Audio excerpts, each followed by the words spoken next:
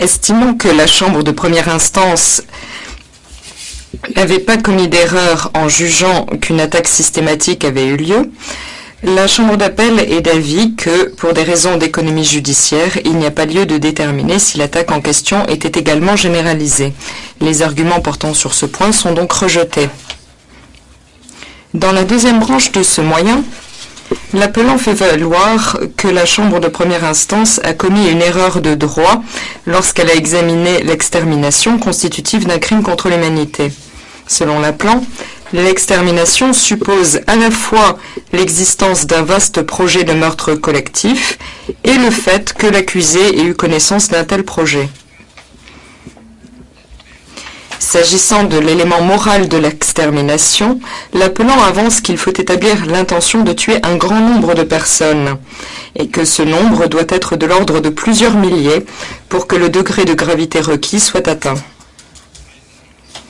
Il soutient enfin que le dol éventuel ne suffit pas à établir l'intention requise pour l'extermination. Selon la Chambre d'appel, rien dans la jurisprudence du tribunal ne permet de soutenir que le crime d'extermination suppose l'existence d'un vaste projet de meurtre collectif, la connaissance d'un tel projet ou un nombre minimum de victimes. La Chambre d'appel estime par ailleurs que le dol éventuel suffit à établir l'intention requise pour la participation à l'entreprise criminelle commune de la troisième catégorie. Comme l'appelant n'a pas démontré que les conclusions de la Chambre de première instance sur lesquelles la Chambre d'appel s'est appuyée pour conclure ce qui précède étaient erronées, cette branche du moyen d'appel est rejetée. La Chambre d'appel va maintenant examiner la branche du moyen consacrée à l'expulsion. L'appelant soutient que la Chambre de première instance a commis une erreur dans l'application du droit relatif à l'expulsion, en estimant que le déplacement forcé au-delà des frontières nationales n'était pas une condition requise et en concluant qu'il avait l'intention de chasser à jamais la population non serbe. Il affirme en outre que la Chambre de première instance n'a pas tenu compte des éléments de preuve indiquant que certains avaient quitté Prijedor de leur plein gré et qu'elle a conclu à tort que les départs organisés par des organisations humanitaires internationales n'étaient pas autorisés en droit international. La Chambre d'appel estime que l'élément matériel de l'expulsion est constitué par le fait de chasser des personnes d'une région où elles se trouvent légalement, en les expulsant ou en recourant à d'autres moyens de coercition, sans motif admis en droit international, en leur faisant franchir une frontière nationale de jure ou, dans certaines circonstances, une frontière de facto. Selon la Chambre d'appel, rien ne démontre que les transferts effectués au-delà de lignes de front toujours changeantes peuvent constituer des expulsions au regard du droit international coutumier. En conséquence, la Chambre d'appel conclut, le juge Shahabuddin étant en désaccord, que la conclusion tirée sur ce point par la Chambre de première instance élargit le champ de la responsabilité pénale en conférant au crime d'expulsion une portée plus large que celle prévue par le droit international coutumier, ce qui enfreint le principe de légalité. La Chambre d'appel considère que l'expulsion n'exige pas l'intention de chasser à jamais les personnes expulsées. C'est donc à tort que la Chambre de première instance est parvenue à une conclusion contraire en se fondant sur le commentaire du CICR. Toutefois, cette erreur n'a eu aucune incidence en l'espèce. S'agissant des faits sur lesquels la Chambre de première instance s'est appuyée pour tirer ses conclusions relatives à l'expulsion, l'appelant n'a pas démontré qu'aucun juge du fait n'aurait pu raisonnablement parvenir aux mêmes conclusions concernant le climat coercitif qui régnait dans la municipalité de Prijedor. En conséquence, la Chambre d'appel estime que la Chambre de première instance n'a commis aucune erreur de droit ou de fait lorsqu'elle a conclu que les départs n'étaient pas volontaires et qu'ils étaient donc illicites. À cet égard, la Chambre d'appel considère que l'assistance apportée en la matière par une organisation non gouvernementale ne rend pas automatiquement licite un transfert qui ne l'est pas. De plus, bien que le déplacement de la population puisse parfois être justifié pour des raisons humanitaires, la Chambre d'appel convient avec l'accusation que ce n'est pas le cas si la crise humanitaire à l'origine du dit déplacement est elle-même le résultat des agissements de l'accusé. En l'espèce, et il ressort des éléments de preuve produits, que la seule et unique raison pour laquelle il était peut-être préférable pour la sécurité des musulmans de Bosnie qu'ils soient déplacés, tient au fait que ces derniers étaient menacés par la campagne de persécution mise en œuvre par l'appelant et les autres coauteurs. L'erreur commise par la Chambre de première instance concernant la condition de franchissement des frontières exigée pour l'expulsion oblige la Chambre d'appel à appliquer la bonne définition juridique du crime aux constatations faites par la Chambre de première instance. Auparavant, la Chambre d'appel conclut d'office que la catégorie « autres actes inhumains » visée à l'article 5I du statut ne saurait être considérée comme une violation du principe de l'égalité, puisqu'elle fait partie intégrante du droit international coutumier. En conséquence, la Chambre d'appel estime que la Chambre de première instance a eu tort de conclure qu'elle ne pouvait pas déclarer l'accusé coupable de transfert forcé sur la base de l'article 5I du statut. S'appuyant sur la définition correcte de l'expulsion, la Chambre d'appel est convaincue que le déplacement forcé du témoin Cehajić, transporté par convoi hors de Prijedor le 5 septembre 1992 et arrivé à Karlovac en Croatie le lendemain, est assimilable à une expulsion. Toutefois, s'agissant de certains cas qualifiés d'expulsion par la Chambre de première instance, notamment le transfert de 1561 personnes du camp de Tornopolje, situé dans la municipalité de Prijedor, vers Karlovac, la Chambre d'appel conclut d'office qu'elle n'a pas acquis la certitude que ces faits s'étaient produits pendant la période couverte par l'acte d'accusation. D'autres conclusions rendues en première instance concernant les déplacements forcés au-delà des lignes de front séparant les parties au conflit ou entre des lieux contrôlés par les Serbes ne suffisent pas à justifier une déclaration de culpabilité pour expulsion. S'agissant de ces cas, constitutifs de transferts forcés et exposés en détail dans l'arrêt, la Chambre de première instance aurait dû déclarer Milomir Stakić coupable d'autres actes inhumains sur la base de l'article 5I du statut. S'agissant de la quatrième branche du moyen d'appel concernant l'article 5, l'appelant soutient que la Chambre de première instance a baissé le niveau de preuve requis pour les persécutions en acceptant que le dol éventuel suffise à établir l'intention requise pour les actes constitutifs de persécution. Il avance en outre que la Chambre de première instance n'a pas bien expliqué en quoi le dol spécial requis pour les persécutions avait été établi. La Chambre d'appel estime que la Chambre de première instance a soigneusement examiné les preuves relatives à l'intention discriminatoire de l'appelant et qu'elle ne l'a pas présumée ni déduite de celle des auteurs directs. La Chambre d'appel estime en outre que la Chambre de première instance n'a pas commis d'erreur en appréciant les preuves relatives à l'intention discriminatoire de l'appelant.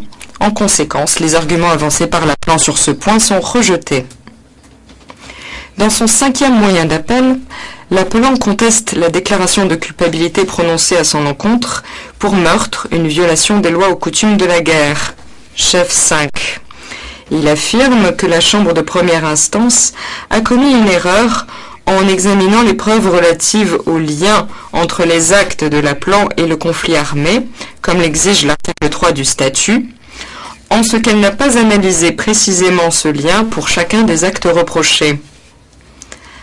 À l'inverse, la Chambre d'appel estime que si l'on examine le jugement dans son ensemble, il ne fait aucun doute que l'analyse du lien requis a bien été effectuée. S'agissant des 3 catégories de meurtres examinées, les meurtres commis dans les camps, ceux liés au convoi et ceux commis dans les municipalités, la Chambre de première instance a démontré de manière suffisante l'existence d'un lien entre les violations des lois ou coutumes de la guerre reprochées à l'appelant et le conflit armé. Ce moyen d'appel est donc rejeté. La Chambre va examiner à présent le 4e moyen d'appel de l'accusation et le 7e moyen d'appel de l'appelant concernant le cumul de déclarations de culpabilité.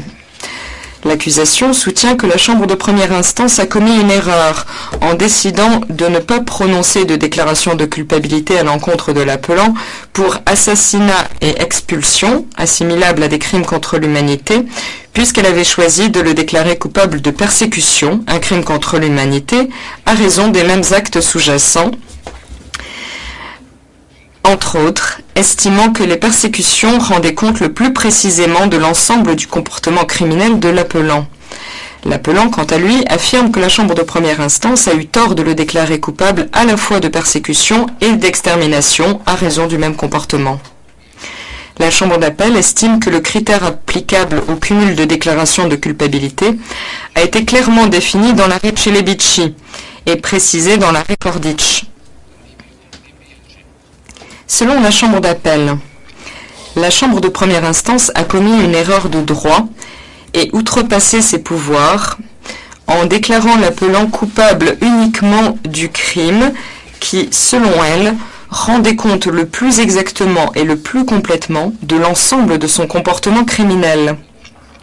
Lorsque les preuves produites justifient que l'accusé soit déclaré coupable de plusieurs chefs à raison des mêmes faits, le critère dégagé dans les affaires Celebici et Kordich n'autorise une chambre de première instance à user de son pouvoir discrétionnaire pour prononcer une ou plusieurs déclarations de culpabilité que si les crimes en question possèdent des éléments nettement distincts. La Chambre d'appel estime, le juge Gunet étant en désaccord, qu'en appliquant à l'espèce le critère relatif au cumul de déclarations de culpabilité, il est possible de déclarer l'appelant coupable des crimes contre l'humanité suivants: persécution sur la base de l'article 5H, expulsion sur la base de l'article 5D, autres actes inhumains sur la base de l'article 5I et extermination sur la base de l'article 5B. Il n'est pas possible en revanche de le déclarer coupable d'assassinat sur la base de l'article 5A, étant donné que l'assassinat n'exige pas la preuve d'éléments matériels autres que ceux requis pour l'extermination. La Chambre d'appel rejette donc le moyen d'appel soulevé par l'appelant concernant les déclarations de culpabilité cumulatives prononcées à son encontre pour persécution et extermination. Elle accueille l'appel de l'accusation sur ce point, tout en concluant d'office qu'il est impossible de déclarer l'appelant coupable à la fois d'assassinat, un crime contre l'humanité et d'extermination.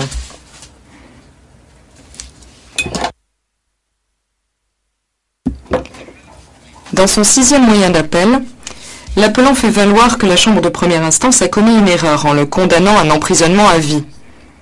Plusieurs arguments avancés par l'appelant à cet égard ont été examinés par la Chambre d'appel, puis rejetés car infondés. La Chambre d'appel estime néanmoins que la Chambre de première instance a commis 3 erreurs manifestes en fixant la peine et se propose de les passer en revue. Premièrement, l'appelant soutient que la Chambre de première instance a commis une erreur lorsqu'elle a fixé les conditions dans lesquelles la peine peut être revue, ce pouvoir étant réservé à l'État dans lequel le condamné purge sa peine, et lorsqu'elle s'est arrogé les pouvoirs du président du tribunal, à qui il appartient en dernier lieu de trancher ces questions. La Chambre d'appel note que le dispositif du jugement semble obliger l'État dans lequel le condamné purge sa peine à revoir celle-ci au bout de 20 ans d'emprisonnement. Or, cette obligation est incompatible avec la procédure prévue par le statut et le règlement. En effet, le statut, le règlement, la directive pratique applicable et l'accord cadre relatif à l'exécution des peines disposent tous que les conditions dans lesquelles une personne condamnée peut faire l'objet d'une grâce, d'une libération anticipée ou d'une commutation de peine dépendent de la législation de l'État dans lequel elle purge sa peine. Les instruments susmentionnés définissent également le rôle précis que joue alors le tribunal en matière de contrôle et confèrent au président du tribunal le pouvoir de décider en définitive de ce qu'il convient de faire. Le fait d'obliger l'État dans lequel le condamné purge sa peine à revoir celle-ci au bout de 20 ans d'emprisonnement est contraire à ces dispositions, puisque la période au terme de laquelle la peine sera revue, ainsi que les éléments à prendre en compte, sont imposés à l'État concerné et que ces conditions se substituent à celles prévues par les lois nationales. De plus, en accordant à la juridiction nationale compétente le pouvoir de suspendre l'exécution de la peine, la Chambre de première instance retire entièrement au président du tribunal le pouvoir de décider en définitive de l'exécution de la peine. La Chambre d'appel estime que la Chambre de première instance a outrepassé ses pouvoirs en obligeant l'État dans lequel le condamné purgera sa peine à revoir celle-ci sous certaines conditions et qu'elle a ainsi commis une erreur manifeste. Deuxièmement, l'appelant soutient que la Chambre de première instance a eu tort de considérer son expérience de médecin comme une circonstance aggravante lorsqu'elle a fixé la peine.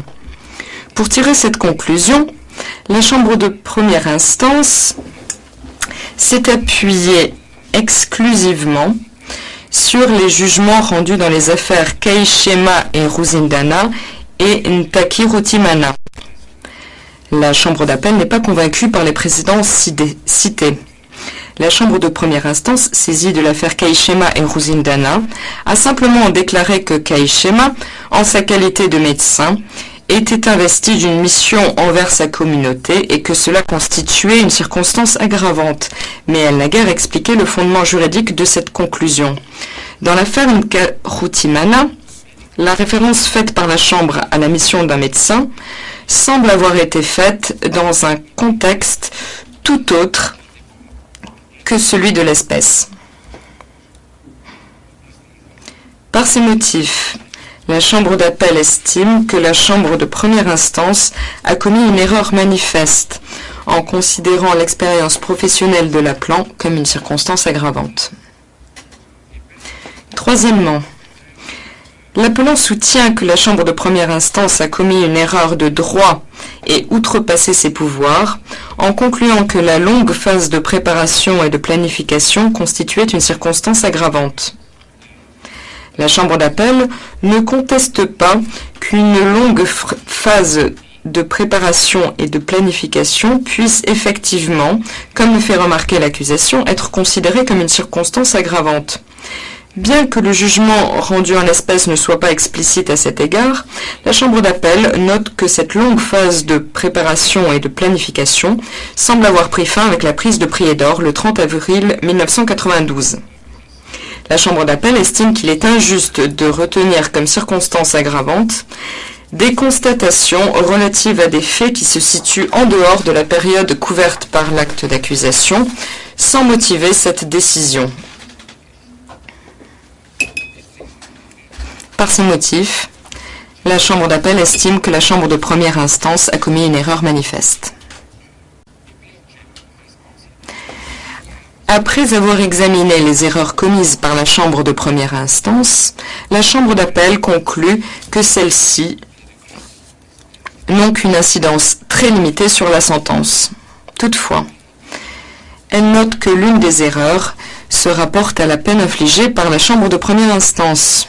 En conséquence, étant donné qu'il convient de revoir la décision d'imposer une peine de sûreté, la Chambre d'appel fixera une peine juste, laquelle rendra mieux compte du comportement criminel de l'appelant et des éléments pris en compte par la Chambre de première instance dans la sentence. Je vais à présent donner lecture du dispositif de l'arrêt. Monsieur Stakic, veuillez vous lever.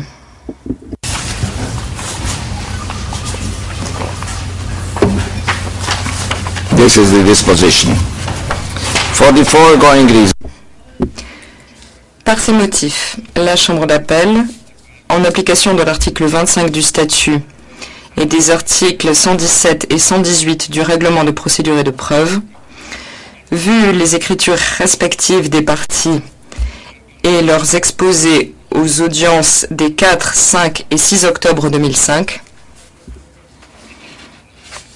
siégeant en audience publique, annule d'office la conclusion selon laquelle l'appelant est responsable en tant que coauteur et dit que l'appelant est responsable en tant que participant à une entreprise criminelle commune au regard de l'article 7.1 du statut.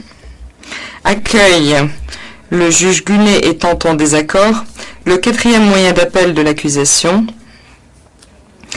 et estime qu'il est possible de déclarer l'appelant d'une part coupable à la fois d'assassinat en tant que crime contre l'humanité, chef 3, et de persécution en tant que crime contre l'humanité, chef 6, et d'autre part coupable d'expulsion en tant que crime contre l'humanité, chef 7, et de persécution en tant que crime contre l'humanité, chef 6. Estime que la chambre de première instance a eu tort de ne pas déclarer l'appelant coupable d'expulsion, mais conclut d'office qu'il n'est pas possible de le déclarer coupable à la fois d'assassinat en tant que crime contre l'humanité, chef 3, et d'extermination en tant que crime contre l'humanité, chef 4.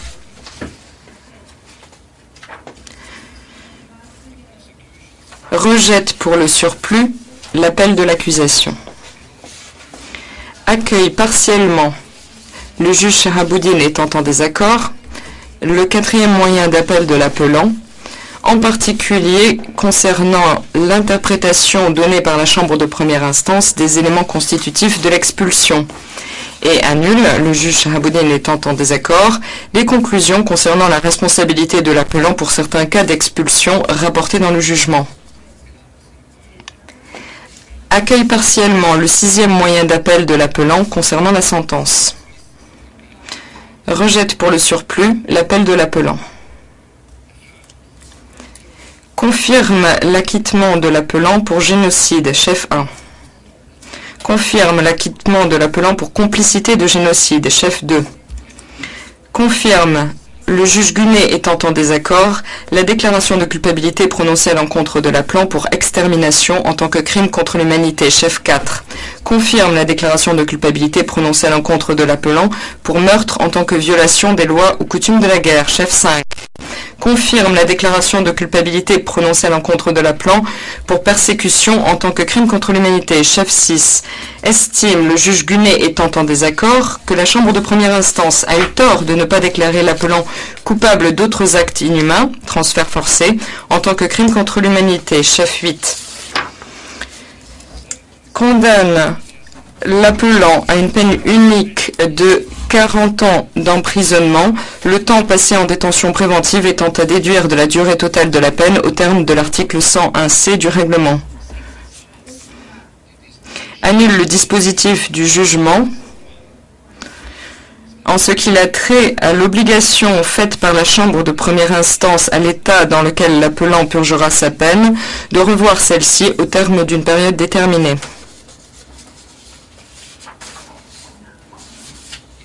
Ordonne, en application des articles 103C et 107 du règlement, que l'appelant reste sous la garde du tribunal jusqu'à ce que soient arrêtées les dispositions nécessaires pour son transfert vers l'état dans lequel il purgera sa peine.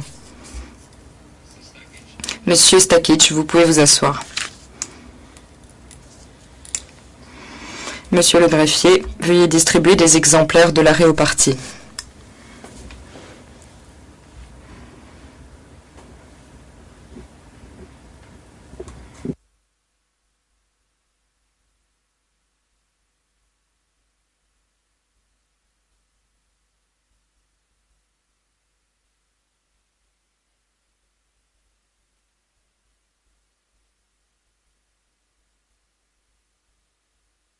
L'audience est levée.